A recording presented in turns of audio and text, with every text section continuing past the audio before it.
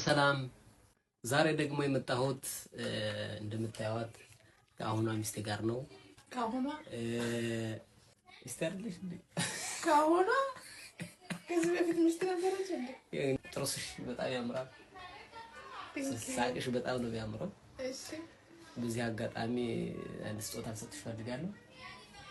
ዳይ ነው ወይኔ ፊቴን ሳልታጠብ መሆኑ ነው እንጂ ስጦታን ለመቀበል ዝግጁ ነሽ? ነው።